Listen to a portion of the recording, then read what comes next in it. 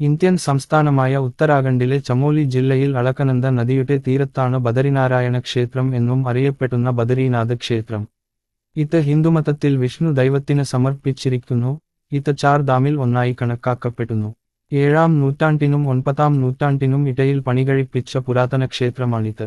ക്ഷേത്രത്തിന്റെ പേരിലുള്ള നഗരത്തെ ബദരീനാഥ് എന്നാണ് വിളിക്കുന്നത്.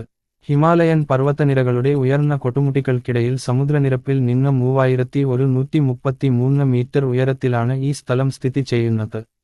മഞ്ഞുകാലത്ത് ഹിമാലയൻ മേഖലയിലെ കഠിനമായ കാലാവസ്ഥ കാരണം വർഷത്തിൽ 6 മാസത്തേക്ക് ഏപ്രിൽ അവസാനം മുതൽ നവംബർ ആദ്യം വരെ ക്ഷേത്രം തുറന്നിരിക്കും.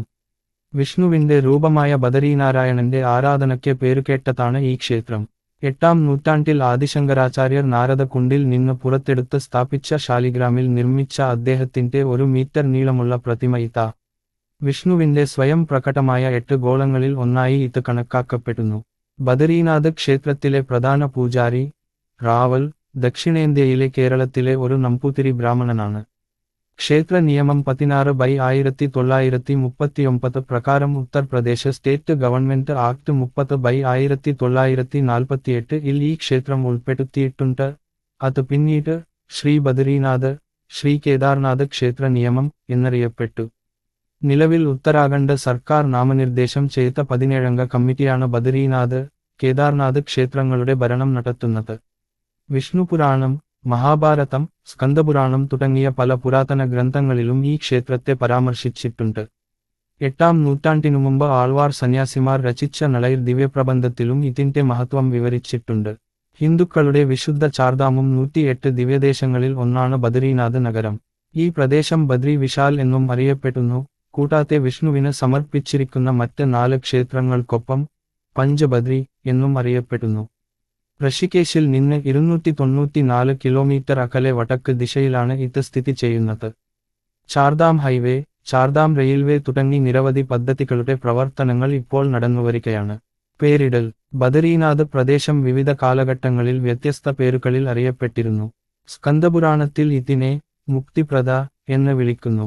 ത്രേതായുഗത്തിൽ ഇതിനെ യോഗസിദ്ധ എന്നും ദ്വാപരയുഗത്തിൽ മണിഭദ്രാശ്രമം അല്ലെങ്കിൽ വിശാല തീർത്ഥം എന്നും വിളിച്ചിരുന്നു. കലിയുഗത്തിൽ ഇത് ബദ്രികാശ്രമം അല്ലെങ്കിൽ ബദ്രിനാഥ് എന്നാണ് അറിയപ്പെടുന്നത്. ഇവിടെ ധാരാളമായി കാണപ്പെടുന്ന ബദ്രി, പ്ലം മരങ്ങൾ കൊണ്ടാണ് ഇതിന് ഈ പേര് ലഭിച്ചത്. ഒരു ഐതിഹ്യം അനുസരിച്ച് വിഷ്ണു ഹിമാലയത്തിൽ തപസ്സു ചെയ്തു. ലക്ഷ്മി ബദ്രി വൃക്ഷത്തിന്റെ രൂപം സ്വീകരിച്ച് വിഷ്ണുവിനെ മഞ്ഞിൽ നിന്ന് രക്ഷിച്ചു. ലക്ഷ്മിയുടെ തപസ്സ് കണ്ട വിഷ്ണു പറഞ്ഞു, അവൾ ബദ്രിയിലെ നാഥ് ബദ്രിനാഥ് എന്ന് അറിയപ്പെടും. പുരാണ കഥകൾ അനുസരിച്ച് ബദരീനാഥ് പ്രദേശം മുമ്പ് ശിവഭൂമി, കേദാർഗണ്ഡ് എന്നറിയപ്പെട്ടിരുന്നു.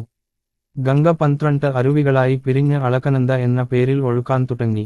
നീലകണ്ഠ പർവ്വതത്തിനടുത്ത് വിഷ്ണു ശിശുരൂപത്തിൽ അവതരിച്ച് കരയാൻ തുടങ്ങി. പാർവതി കുട്ടിയെ ബോധ്യപ്പെടുത്താൻ ശ്രമിച്ചു. അവൻ ധ്യാനിക്കാൻ ഒരു സ്ഥലം ചോദിച്ചു. ഈ സ്ഥലം നിലവിൽ ബദ്രിവിശാല എന്നാണ് അറിയപ്പെടുന്നത്. വിഷ്ണുപുരാണത്തിൽ ധർമ്മപുത്രന്മാരായ നരനും നാരായണനും ഇവിടെ തപസ്സു ചെയ്തു. വ്യാസ്ജി മഹാഭാരതം രചിച്ചതും ഈ സ്ഥലത്താണ്. പാണ്ഡവരും തങ്ങളുടെ പൂർവികരുടെ പിണ്ഡദാനം ഇവിടെ നടത്തിയിരുന്നതായി വിശ്വസിക്കപ്പെടുന്നു. തിരുവെഴുത്തുകളിലെ വിവരണം: വിഷ്ണുപുരാണം, മഹാഭാരതം, സ്കന്ദപുരാണം തുടങ്ങി നിരവധി പുരാതന ഗ്രന്ഥങ്ങളിൽ ബദരീനാഥ് ക്ഷേത്രത്തെ പരാമർശിക്കുന്നു. വേദഗ്രന്ഥങ്ങളിൽ ബദരീനാഥിനെ പരാമർശിക്കുന്നു. സ്കന്ദപുരാണത്തിൽ ബദരീനാഥിന്റെ മഹത്വം വിവരിക്കുന്നുണ്ട്. ഭഗവത് പുരാണമനുസരിച്ച് നരന്റെയും നാരായണന്റെയും രൂപത്തിലുള്ള വിഷ്ണു ബദരികാശ്രമത്തിൽ നിത്യമുതൽ തപസ്സിൽ ഏർപ്പെട്ടിരുന്നു. മഹാഭാരതത്തിലും വരാംപുരനിലും ബദരീനാഥിന്റെ പ്രാധാന്യം പരാമർശിച്ചിട്ടുണ്ട്. അൽവാർ സന്യാസിമാർ രചിച്ച നളൈർ ദിവ്യപ്രബന്ധം എന്ന ഗ്രന്ഥത്തിലും ബദരീനാഥിന്റെ മഹത്വം വിവരിക്കുന്നുണ്ട്. ചരിത്രം: ബദരീനാഥ് ക്ഷേത്രത്തിന്റെ ഉത്ഭവത്തെക്കുറിച്ച് പലവിധ അഭിപ്രായങ്ങൾ പ്രചരിക്കുന്നുണ്ട്. ചില സ്രോതസ്സുകൾ അനുസരിച്ച് 8-ാം നൂറ്റാണ്ട് വരെ ഈ ക്ഷേത്രം ഒരു ബുദ്ധവിഹാരമായിരുന്നു. ആദിശങ്കരാചാര്യ ഇത് ഹിന്ദു ക്ഷേത്രമാക്കി മാറ്റി. മറ്റ് സ്രോതസ്സുകൾ പ്രകാരം 9-ാം നൂറ്റാണ്ടിൽ ആദിശങ്കരാചാര്യയാണ് ഈ ക്ഷേത്രം സ്ഥാപിച്ചത്. ശങ്കരാചാര്യർ അളകനന്ദ നദിയിൽ നിന്ന് ബദരീനാഥന്റെ വിഗ്രഹം കണ്ടെത്തി തപ്ത് കുണ്ടിനടുത്തുള്ള ഒരു ഗുഹയിൽ പ്രതിഷ്ഠിച്ചതായും ഒരു വിശ്വാസമുണ്ട്. ക്ഷേത്രത്തിന്റെ കാലപ്പഴക്കവും ഈ പ്രദേശത്ത് അടിക്കടിയുള്ള ഹിമപാതങ്ങളും കാരണം ക്ഷേത്രം പലതവണ പുതുക്കിപ്പണിതിരുന്നു. 17-ാം നൂറ്റാണ്ടിൽ ഗർവാൾ രാജാക്കന്മാരാണ് ഈ ക്ഷേത്രം വിപുലീകരിച്ചത്. 1803-ലെ ഭൂകമ്പത്തിന് ശേഷം ജയ്പൂർ രാജാവാണ് ഈ ക്ഷേത്രം പുനർനിർമ്മിച്ചത്. 20-ാം നൂറ്റാണ്ടിൽ ക്ഷേത്രം പുനർനിർമ്മിക്കുകയും പൂർണ്ണമായും പൂർത്തീകരിക്കപ്പെടുകയും ചെയ്തു. സ്ഥാനം: ബദരീനാഥ് ക്ഷേത്രത്തിന്റെ ഭൂമിശാസ്ത്രപരമായ സ്ഥാനം 30.74 ഡിഗ്രി വടക്കൻ അക്ഷാംശത്തിലും 79.44 ഡിഗ്രി കിഴക്ക് രേഖാംശത്തിലുമാണ്. ഉത്തരാഖണ്ഡിലെ ചമോലി ജില്ലയിലാണ് ഈ സ്ഥലം സ്ഥിതി ചെയ്യുന്നത്. അതിന്റെ പേരിലാണ് നഗരത്തെ ബദരീനാഥ് എന്ന് വിളിക്കുന്നത്. ബദരീനാഥപുരി എന്നാണ് നഗരത്തിന്റെ ഔദ്യോഗിക നാമം. ഹിമാലയത്തിലെ ഉയർന്ന പർവ്വതനിരകളുടെ മേഖലയിലാണ് ഈ സ്ഥലം സ്ഥിതി ചെയ്യുന്നത്. സമുദ്രനിരപ്പിൽ നിന്നുള്ള ശരാശരി ഉയരം 3133 മീറ്ററാണ്. മഹാഹിമാലയം അല്ലെങ്കിൽ മധ്യ ഹിമാലയം എന്നറിയപ്പെടുന്ന ഹിമാലയൻ പർവ്വതനിരയിലാണ് ഈ പ്രദേശം സ്ഥിതി ചെയ്യുന്നത്. അളകനന്ദ നദി ഇവിടെ ഒഴുകുന്നു. ക്ഷേത്രം അതിന്റെ വലത് കരയിലാണ് സ്ഥിതി ചെയ്യുന്നത്. ചഷ്മ ക്ഷേത്രത്തിന് തൊട്ടുതാഴെയാണ് തപ്ത് കുണ്ട് എന്ന ചൂടുനീരുറവ സ്ഥിതി ചെയ്യുന്നത്. അതിലെ വെള്ളം ഔഷധമായി കണക്കാക്കപ്പെടുന്നു. വാസ്തുവിദ്യാ ശൈലി: അളകനന്ദ നദിയേക്കാൾ 50 മീറ്റർ ഉയരത്തിലാണ് ബദരീനാഥ് ക്ഷേത്രം നിർമ്മിച്ചിരിക്കുന്നത്. ക്ഷേത്രത്തിന് 3 ഘടനകളുണ്ട്: ശ്രീകോവിൽ, ദർശന മണ്ഡപം, സഭാമണ്ഡപം. ക്ഷേത്രത്തിന്റെ മുഖം കല്ലുകൊണ്ട് നിർമ്മിച്ചതാണ്. സിംഹവാതിലിലൂടെ ക്ഷേത്രത്തിലേക്ക് പ്രവേശിക്കാം. ശ്രീകോവിലിൽ ശാലിഗ്രാമത്തിൽ തീർത്ഥ ബദരീനാരായണന്റെ വിഗ്രഹമുണ്ട്. മറ്റ് 15 വിഗ്രഹങ്ങളും ക്ഷേത്രത്തിനു ചുറ്റും ആരാധിക്കപ്പെടുന്നു. തീർത്ഥാടന: വിഷ്ണുവിന് സമർപ്പിച്ചിരിക്കുന്ന പഞ്ചബദ്രി ക്ഷേത്രങ്ങളിൽ ഒന്നാണ് ബദരീനാഥ് ക്ഷേത്രം. ബദ്രി വിശാൽ, ബദ്രിനാഥ് ക്ഷേത്രം, യോഗധ്യാൻ ബദ്രി, ഭവിഷ്യ ബദ്രി, വൃദ്ധ ബദ്രി, ആദി ബദ്രി എന്നിവ ഇതിൽ ഉൾപ്പെടുന്നു. ഈ 5 ക്ഷേത്രങ്ങളോടൊപ്പം ലക്ഷ്മിവൻ ബദ്രി, നരസിംഹ ബദ്രി എന്നീ 2 ക്ഷേത്രങ്ങൾ കൂട്ടിച്ചേരുമ്പോൾ ഈ സംഘം സപ്ത ബദ്രി എന്ന് അറിയപ്പെടുന്നു. എല്ലാ ക്ഷേത്രങ്ങൾക്കും മതപരമായ പ്രാധാന്യവും ചരിത്രപരമായ പൗരാണികതയും ഉണ്ട്. ബദരീനാഥ് ക്ഷേത്രത്തോടൊപ്പം ഈ ക്ഷേത്രങ്ങളും വിശാലമായ തീർത്ഥാടന പാത നൽകുന്നു. വർഷത്തിൽ 6 മാസവും ബദരീനാഥ് ക്ഷേത്രം തുറന്നിരിക്കും. അക്ഷയ തൃതീയയും കാർത്തിക പൂർണിമയും അനുസരിച്ചാണ് തുറക്കുന്നതും അവസാനിക്കുന്നതുമായ തീയതികൾ നിശ്ചയിച്ചിരിക്കുന്നത്. ഏപ്രിൽ അവസാനം മുതൽ നവംബർ ആദ്യം വരെയാണ് തീർത്ഥാടകരുടെ വരവ്. ഈ സമയത്ത് ക്ഷേത്രത്തിൽ വിവിധ ആചാരങ്ങളും പൂജകളും നടക്കും. പ്രധാന ചടങ്ങുകളിൽ ഭഗവാൻ ബദ്രിവിശാലിന്റെ ശൃംഗാർ ആരതി, ദിവസേനയുള്ള പൂജ, വിശേഷ അവസരങ്ങളിൽ മഹാഭിഷേക് എന്നിവ ഉൾപ്പെടുന്നു. ബദരീനാഥ് ക്ഷേത്രത്തിലേക്കുള്ള യാത്ര ദുഷ്കരമാണ്. കാരണം അത് ഉയർന്ന ഉയരത്തിലാണ് സ്ഥിതി ചെയ്യുന്നത്. അതിലേക്കുള്ള വഴി കുന്നുകളും വളവുകളുമാണ്. ഋഷികേശിൽ നിന്ന് 294 കിലോമീറ്റർ സഞ്ചരിച്ച് തീർത്ഥാടകർ ഇവിടെയെത്തണം. ഈ യാത്രയിൽ നിരവധി തീർത്ഥാടകർ വിവിധ സ്ഥലങ്ങളിൽ നിർത്തി പ്രകൃതി ഭംഗി ആസ്വദിക്കുന്നു. നിലവിൽ ക്ഷേത്രത്തിലേക്കുള്ള ഗതാഗതം സുഗമമാക്കുന്നതിന് ചാർധാം മഹാമാർഗ്, ചാർധാം റെയിൽവേ തുടങ്ങിയ നിരവധി പദ്ധതികൾ നിർമ്മാണത്തിലാണ്. ബദരീനാഥ് ക്ഷേത്രത്തിലെ പൂജാരീതി വളരെ പ്രത്യേകതയുള്ളതാണ്. ദക്ഷിണേന്ത്യയിലെ കേരളത്തിൽ നിന്നുള്ള ഒരു നമ്പൂതിരി ബ്രാഹ്മണനാണ് രാവൽ എന്ന് വിളിക്കപ്പെടുന്ന ക്ഷേത്രത്തിലെ പ്രധാന പൂജാരി. ക്ഷേത്രത്തിന്റെ ഭരണത്തിനായി ഉത്തരാഖണ്ഡ് സർക്കാർ 17-അംഗ കമ്മിറ്റിയെ നാമനിർദ്ദേശം ചെയ്യുന്നു. ഈ സമിതിയാണ് ബദരീനാഥ്, കേദാർനാഥ് ക്ഷേത്രങ്ങൾ നിയന്ത്രിക്കുന്നത്. ക്ഷേത്രത്തിന്റെ നടത്തിപ്പ്, മതപരമായ പ്രവർത്തനങ്ങൾ എന്നിവ ഈ സമിതിയുടെ മേൽനോട്ടത്തിലാണ്. ബദരീനാഥ് ക്ഷേത്രത്തിന്റെ മതപരവും സാംസ്കാരികവും ചരിത്രപരവുമായ പ്രാധാന്യം കണക്കിലെടുക്കുമ്പോൾ ഈ ക്ഷേത്രം ഇന്ത്യയിലെ ജനങ്ങളുടെ മാത്രമല്ല, ലോകമെമ്പാടുമുള്ള ഹിന്ദുക്കളുടെയും വിശ്വാസത്തിന്റെയും ആദരവിന്റെയും കേന്ദ്രമാണ്. ഇവിടുത്തെ പ്രകൃതി ഭംഗിയും മതപരമായ ചുറ്റുപാടുകളും ചരിത്ര പൈതൃകവും തീർത്ഥാടകർക്ക് വേറിട്ട അനുഭവം നൽകുന്നു. ബദരീനാഥ് ക്ഷേത്രത്തിന്റെ മതപരമായ പ്രാധാന്യം കണക്കിലെടുത്ത് ഓരോ വർഷവും ലക്ഷക്കണക്കിന് തീർത്ഥാടകരും വിനോദസഞ്ചാരികളും ഇവിടെയെത്തുന്നു. ബദരീനാഥിലേക്കുള്ള സന്ദർശനം മതപരമായ കാഴ്ചപ്പാടിൽ മാത്രമല്ല, അത് ആത്മാവിന്റെ സമാധാനവും ആത്മീയ അനുഭവത്തിനുള്ള അതുല്യമായ അവസരവും നൽകുന്നു. ഇവിടെയെത്തുന്ന തീർത്ഥാടകർ ഗംഗയിലെ പുണ്യജലത്തിൽ കുളിക്കുന്നു. ഇത് എല്ലാ പാപങ്ങളെയും നശിപ്പിക്കുമെന്ന് വിശ്വസിക്കപ്പെടുന്നു. കുളിക്കഴിഞ്ഞാൽ ഉന്മേഷം നൽകുന്ന ഈ നദിയിലെ വെള്ളം വളരെ തണുത്തതും വ്യക്തവുമാണ്. ക്ഷേത്രത്തിനു ചുറ്റുമുള്ള പ്രദേശങ്ങളിൽ നിരവധി മതപരവും വിനോദസഞ്ചാര കേന്ദ്രങ്ങളും ഉണ്ട്. അവ സഞ്ചാരികളുടെ ആകർഷണ കേന്ദ്രമാണ്. ചില പ്രധാന സൈറ്റുകൾ ഇവയാണ്. 1. തപ്ത് കുണ്ട്. ബദരീനാഥ് ക്ഷേത്രത്തിന് സമീപം സ്ഥിതി ചെയ്യുന്ന ഒരു ചൂടുവെള്ള സ്രോതസ്സാണിത്. ഇവിടെ കുളിച്ച ശേഷമാണ് തീർത്ഥാടകർ ക്ഷേത്രത്തിൽ പ്രവേശിക്കുന്നത്. ഈ വെള്ളത്തിന് ഔഷധഗുണമുണ്ടെന്നും വിവിധ ത്വക്ക് രോഗങ്ങൾ ഭേദമാക്കാൻ സഹായകമാണെന്നും വിശ്വസിക്കപ്പെടുന്നു. 2. നീലകണ്ഠ പർവ്വതം. ബദരീനാഥ് ക്ഷേത്രത്തിന് പുറകിലാണ് ഈ പർവ്വതം സ്ഥിതി ചെയ്യുന്നത്. അതിന്റെ ഉയരം ഏകദേശം 6596 മീറ്ററാണ്. ഈ പർവ്വതം ശിവന്റെ വാസസ്ഥലമായി കണക്കാക്കപ്പെടുന്നു, അതിന്റെ മഹത്വവും ദിവ്യത്വവും യാത്രക്കാരെ മയക്കുന്നു. 3. നാരദ് കുണ്ട്. ബദരീനാഥിന്റെ വിഗ്രഹം പുറത്തെടുത്ത പവിത്രമായ ജലസംഭരണിയാണിത്. അളകനന്ദ നദിയുടെ തീരത്ത് സ്ഥിതി ചെയ്യുന്ന ഈ കുളം മതപരമായ പ്രാധാന്യമുള്ളതാണ്. 4. മണ വില്ലേജ്. ഇന്ത്യയുടെയും ടിബറ്റിന്റെയും അതിർത്തിയിൽ സ്ഥിതി ചെയ്യുന്ന ഈ ഗ്രാമം ഇന്ത്യയുടെ അവസാന ഗ്രാമം എന്നാണ് അറിയപ്പെടുന്നത്.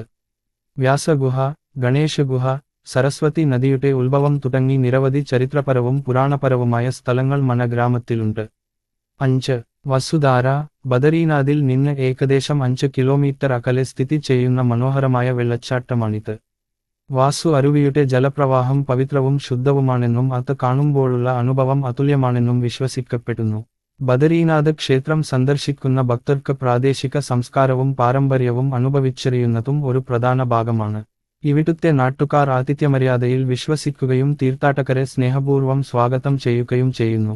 ഇവിടുത്തെ നാടോടി നൃത്തവും സംഗീതവും പരമ്പരാഗത ഭക്ഷണവും തീർത്ഥാടകരുടെ ആകർഷണ കേന്ദ്രമാണ്. ആത്യന്തികമായി, ബദരീനാഥ് ക്ഷേത്രം സന്ദർശിക്കുന്നത് ഒരു മതപരമായ യാത്ര മാത്രമല്ല, അത് ആത്മീയവും സാംസ്കാരികവുമായ അനുഭവം കൂടിയാണ്. ഈ യാത്രയിലൂടെ തീർത്ഥാടകർ അവരുടെ വിശ്വാസം ശക്തിപ്പെടുത്തുക മാത്രമല്ല, പ്രകൃതി സൗന്ദര്യവും സമാധാനപരമായ അന്തരീക്ഷവും അനുഭവിക്കുകയും ചെയ്യുന്നു. ഓരോ ഹിന്ദുവിന്റെയും ജീവിതത്തിൽ ഒരു പ്രധാന സ്ഥാനം വഹിക്കുന്ന ബദരീനാഥിലേക്കുള്ള ഒരു സന്ദർശനം ജീവിതത്തിലെ അവിസ്മരണീയമായ അനുഭവമായി മാറുന്നു. ബദരീനാഥിലേക്കുള്ള യാത്രയിൽ തീർത്ഥാടകർക്ക് വിവിധ ബുദ്ധിമുട്ടുകൾ നേരിടേണ്ടി വരുന്നു, എന്നാൽ അവരുടെ വിശ്വാസവും ഭക്തിയും യാത്ര പൂർത്തിയാക്കാൻ അവരെ സഹായിക്കുന്നു. യാത്രക്കിടയിലുള്ള ബുദ്ധിമുട്ടുകൾ, ഉയരത്തിലുള്ള പ്രശ്നങ്ങൾ, തണുത്ത കാലാവസ്ഥ, ദുഷ്കരമായ റോഡുകൾ എന്നിവ എല്ലാ തീർത്ഥാടകർക്കും ഒരു വെല്ലുവിളിയാണ്. ഈ ബുദ്ധിമുട്ടുകൾക്കിടയിലും ബദരീനാഥിലേക്കുള്ള ഒരു യാത്ര ജീവിതത്തിലൊരിക്കലെങ്കിലും നടത്തേണ്ട ഒരു ആത്മീയവുമായ യാത്രയാണ്. ബദരീനാഥ് യാത്രയ്ക്കുള്ള ഒരുക്കം.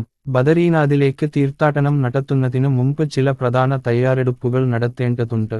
1. ആരോഗ്യ പരിശോധന. ഉയർന്ന ഉയരത്തിൽ യാത്ര ചെയ്യുമ്പോൾ ആരോഗ്യ പ്രശ്നങ്ങൾ ഉണ്ടാക്കാം. അതിനാൽ യാത്രയ്ക്ക് മുമ്പ് ഒരു സമ്പൂർണ്ണ ആരോഗ്യ പരിശോധന നടത്തേണ്ടത് ആവശ്യമാണ്. 2. ഉചിതമായ വസ്ത്രങ്ങൾ. ബദരീനാഥിൽ വളരെ തണുത്ത കാലാവസ്ഥയാണ്, അതിനാൽ ജാക്കറ്റുകൾ, സ്വെറ്ററുകൾ, കമ്പിളി തൊപ്പികൾ, കയ്യുറകൾ, സോക്സ് എന്നിവ പോലുള്ള ചൂടുള്ള വസ്ത്രങ്ങൾ ധരിക്കേണ്ടതാണ്. 3. മരുന്നുകളും പ്രഥമശുശ്രൂഷ കിറ്റും. യാത്രാവേളയിൽ ഉണ്ടാകാവുന്ന ആരോഗ്യ പ്രശ്നങ്ങൾക്കുള്ള അവശ്യ മരുന്നുകളും പ്രഥമശുശ്രൂഷ കിറ്റും കരുതേണ്ടത് പ്രധാനമാണ്. 4. വെള്ളവും ഭക്ഷണവും. യാത്രക്കിടയിൽ ആവശ്യത്തിന് കുടിവെള്ളവും ലഘുഭക്ഷണങ്ങളായ ഡ്രൈ ഫ്രൂട്ട്സ്, ബിസ്ക്കറ്റ്, ചോക്ലേറ്റ് എന്നിവയും കരുതണം. 5. യാത്രാ ആസൂത്രണം. ബദരീനാഥിലേക്കുള്ള ഒരു യാത്ര ആസൂത്രണം ചെയ്യുന്നതിനു മുമ്പ് റൂട്ടിനെയും കാലാവസ്ഥയെയും കുറിച്ചുള്ള വിവരങ്ങൾ നേടേണ്ടത് പ്രധാനമാണ്. ബദരീനാഥ് യാത്രയുടെ പാരിസ്ഥിതിക ആഘാതം. ബദരീനാഥ് സന്ദർശന വേളയിൽ പരിസ്ഥിതി സംരക്ഷണം ശ്രദ്ധിക്കേണ്ടതും പ്രധാനമാണ്. പ്രകൃതി സൗന്ദര്യത്തിനും പരിസ്ഥിതിക്കും കോട്ടം തട്ടുന്നില്ലെന്ന് തീർത്ഥാടകർ ഉറപ്പാക്കണം. ഇതിനായി ഇനിപ്പറയുന്ന കാര്യങ്ങൾ മനസ്സിൽ സൂക്ഷിക്കണം. 1. മാലിന്യ സംസ്കരണം. യാത്രക്കിടെ ഉണ്ടാക്കുന്ന മാലിന്യങ്ങൾ ഉചിതമായ സ്ഥലത്ത് വലിച്ചെറിയുകയും പ്ലാസ്റ്റിക്കിന്റെ ഉപയോഗം പരമാവധി കുറയ്ക്കുകയും വേണം. 2. പ്രകൃതി വിഭവങ്ങളുടെ സംരക്ഷണം. ജലം, സസ്യങ്ങൾ, വന്യമൃഗങ്ങൾ എന്നിവയുടെ സംരക്ഷണം അത്യാവശ്യമാണ്. ജലം പാഴാക്കരുത്, സസ്യജാലങ്ങൾക്ക് ദോഷം വരുത്തരുത്. 3. ശബ്ദവും വായു മലിനീകരണവും. തീർത്ഥാടകർ ശബ്ദവും വായു മലിനീകരണവും പരമാവധി കുറയ്ക്കാൻ ശ്രമിക്കണം, അതുവഴി പ്രകൃതി പരിസ്ഥിതി സംരക്ഷിക്കാൻ കഴിയും. ബദരീനാഥ് യാത്രയുടെ ആത്മീയ നേട്ടങ്ങൾ. ബദരീനാഥിലേക്കുള്ള യാത്ര മതപരമായി മാത്രമല്ല, ആത്മീയ വീക്ഷണകോണിൽ നിന്നും വളരെ പ്രയോജനകരമാണെന്ന് കണക്കാക്കപ്പെടുന്നു. ഇവിടെ ശാന്തവും പവിത്രവുമായ അന്തരീക്ഷം ആത്മപരിശോധനയ്ക്കും ധ്യാനത്തിനും അവസരമൊരുക്കുന്നു. തീർത്ഥാടന വേളയിൽ ഒരു വ്യക്തി തന്റെ ദൈനംദിന ജീവിതത്തിന്റെ തിരക്കുകളിൽ നിന്ന് ഒഴിഞ്ഞുമാറാൻ ശ്രമിക്കുന്നു, തന്നിൽ തന്നെ നോക്കുകയും ആത്മീയ സമാധാനം കൈവരിക്കുകയും ചെയ്യുന്നു. ബദരീനാഥ് യാത്രയുടെ സാമൂഹിക പ്രാധാന്യം. ബദരീനാഥ് യാത്രയുടെ സാമൂഹിക പ്രാധാന്യവും കുറവല്ല. ഈ യാത്രയിലൂടെ ആളുകൾ അവരുടെ കുടുംബവും സമൂഹവുമായ ബന്ധങ്ങൾ ശക്തിപ്പെടുത്തുന്നു. കുടുംബാംഗങ്ങളും സുഹൃത്തുക്കളും ഒരുമിച്ച് ഒരു യാത്ര പോകുന്നു, ഇത് അവർക്കിടയിൽ പരസ്പര ധാരണയും സ്നേഹവും വർദ്ധിപ്പിക്കുന്നു. കൂടാതെ തീർത്ഥാടന വേളയിൽ പുതിയ ആളുകളെ കണ്ടുമുട്ടലും സാംസ്കാരിക കൈമാറ്റവും നടക്കുന്നു, ഇത് സമൂഹത്തിൽ ഐക്യത്തിന്റെയും സാഹോദര്യത്തിന്റെയും വികാരം ശക്തിപ്പെടുത്തുന്നു. ഉപസംഹാരം. ബദരീനാഥ് ക്ഷേത്രം സന്ദർശിക്കുന്നത് മതവിശ്വാസത്തെ ആഴത്തിലാക്കുക മാത്രമല്ല, സമഗ്രവും സമ്പന്നവുമായ അനുഭവം നൽകുന്നു. ഈ യാത്ര വ്യക്തിയെ ശാരീരികവും മാനസികവും ആത്മീയവുമായ തലങ്ങളിൽ ശാക്തീകരിക്കുന്നു. ബദരീനാഥിന്റെ അതുല്യമായ പ്രകൃതി സൗന്ദര്യവും വിശുദ്ധമായ അന്തരീക്ഷവും മതപരവും സാംസ്കാരികവുമായ പ്രാധാന്യവും ഓരോ തീർത്ഥാടകന്റെയും ജീവിതത്തിൽ മായാത്ത മുദ്ര പതിപ്പിക്കുന്നു. അങ്ങനെ ഓരോ ഹിന്ദുവിന്റെയും ജീവിതത്തിൽ ഒരു പ്രത്യേക സ്ഥാനം വഹിക്കുന്ന ഒരു യാത്രയാണ് ബദരീനാഥിലേക്കുള്ള യാത്ര. ഈ യാത്ര ഒരു വ്യക്തിയുടെ മതത്തെയും വിശ്വാസത്തെയും ശക്തിപ്പെടുത്തുക മാത്രമല്ല, അവന്റെ ആത്മാവുമായി ആഴത്തിലുള്ള ബന്ധം സ്ഥാപിക്കാനുള്ള അവസരവും നൽകുന്നു.